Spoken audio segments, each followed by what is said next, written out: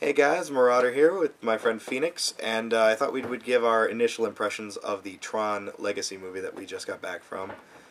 I thought we'd start with our initial impressions of the movie along with like past experiences, move on to the story, and then the visuals, and then the music, and finally give it a final recommendation. So we got to do this all in 50 minutes. Here we go. So what'd you think? Well, first off, I never seen the first movie, so I just really had no idea what I was, going into, all the, the storyline or anything. So I was just really excited when I first saw the trailer for it, and I don't know, I just really wanted to watch it just because it looked pretty interesting. You kind of knew what Tron was, though, right? Yeah, I knew what Tron was. But I didn't know it was a person. That's what was throwing me off in the movie, was it's a person? Or some kind of construct program. Some sort of program. That. And I was like, oh, okay. Because I didn't... I watched it back in high school, and it was a long time ago, so I don't quite remember. All I remember was people on light cycles. It looked really futuristic and neat, and that's pretty much all I remember.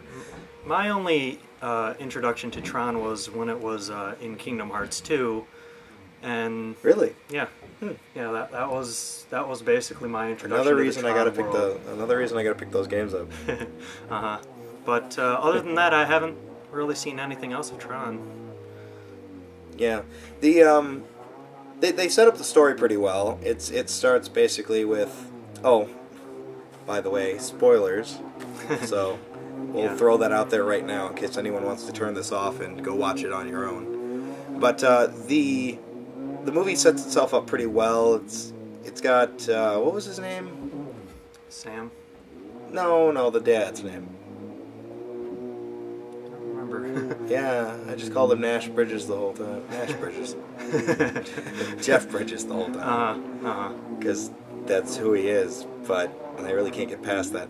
But anyway, basically Jeff Bridges is trapped in the Tron world, and his son grows up for like 20 some odd years without a dad, and it's this whole thing where he's just trying to find out what happened to his dad, because he just some people think he's like dead or missing or off on a LARP somewhere, and it hasn't come back yet, which is kind of weird for 20 years. But anyway,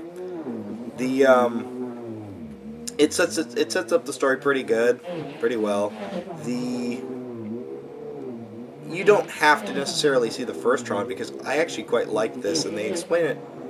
Yeah. They don't come right out and tell you exactly what happened in the first movie. I mean, there are little flashbacks, but they don't come out and they don't do that like Star Wars style scroll at the beginning where they're like, this is what happened previous, in case you didn't know.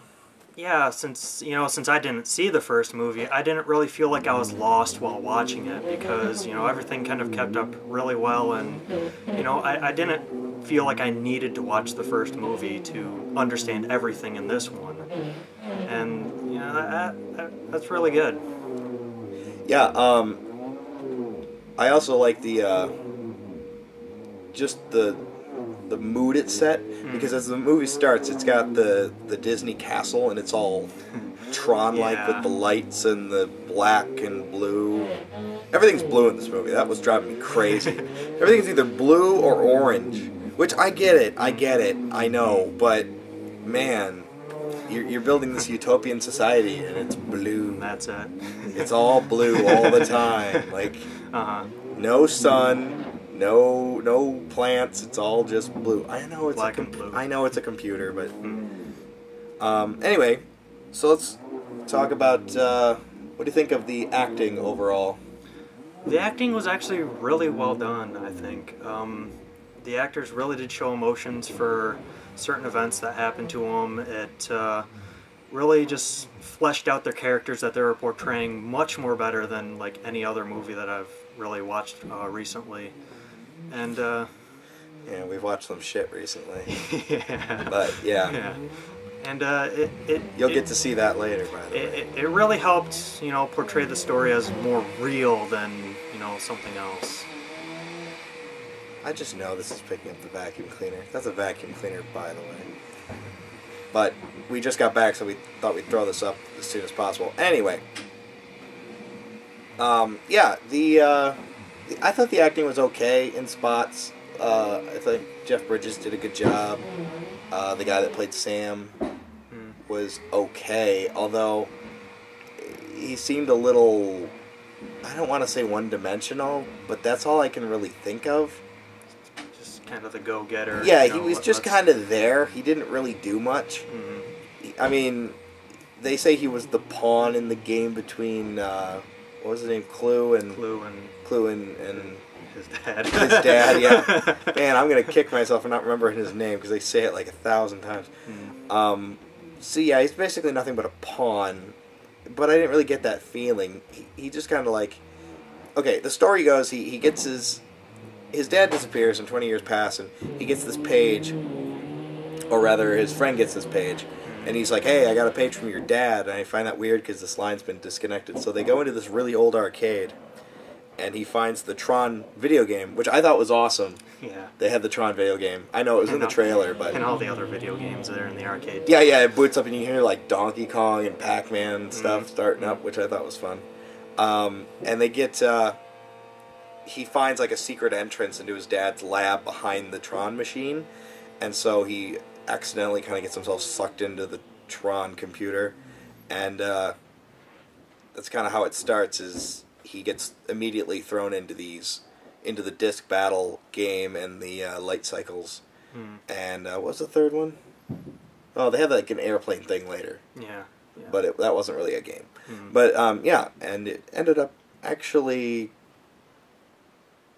coming out pretty well, I think, in terms of trying to capture what I vaguely recall from the original movie, because that, and I played the original arcade game, so that was fun. Okay, so we'll move on to. So overall, the acting was good on your end, passable more on mine. The girl that played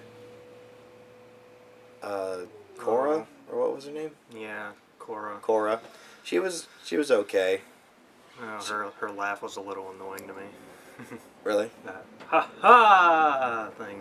Yeah, but she's kind of like an antisocial, so it works out. The thing that I liked was, well, okay, I didn't really understand this, but she's basically like learning about the human world by reading books, but they don't really go into her character all that much.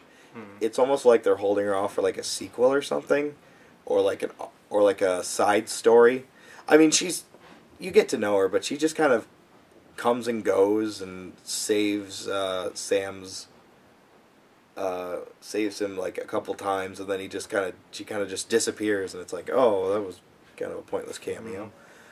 And at one point she gets captured, which I still don't understand why she got captured, because I'm like, wouldn't you want to try to run away anyway as a group, because 3-on-1's better than just you? More of a diversionary tactic. Yeah. Anyway, the story ends up that Clue is this program designed by Sam's dad, who looks just like him but younger, and he ends up building an army of what I think look exactly like Judge Dredd machines, but kind of remind me of Star Wars: The Clone Wars when they pull back at the end and you see like the field of stormtroopers, and it's like that. But imagine Judge Dredd just over and over and over again in big squads, and all red. Yeah, all red, of course, and he wants to like invade the real world. So,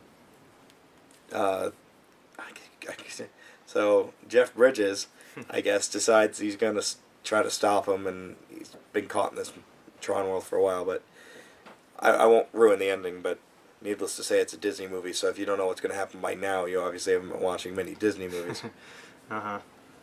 Anyway, moving on to the visuals, which I kind of touched on already, but what do you think? The visuals were astounding. I mean, I was really surprised by what they were able to show and pull off. I mean, like you said, the only color you ever actually see is blue or red. But, orange. Or there's orange. Some orange. Yeah, there's some orange. But but the way that it outlined everything, it just added that, cool, feel to it, and it has its own, like... It's got its own style. It's got its own style. Not really any other movies can use that type of style. And it just looked amazing. Yeah, it was really well done. And it was more...